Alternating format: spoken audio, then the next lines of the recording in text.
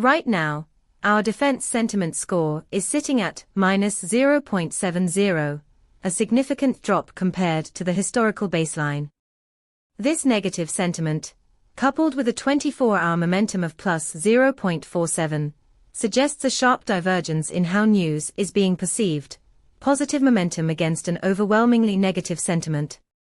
With 18 semantic clusters identified, the API returns nuanced insights on how various topics within defense are being discussed. For you, this means you can pinpoint potential risks in public perception or identify opportunities for proactive communication strategies.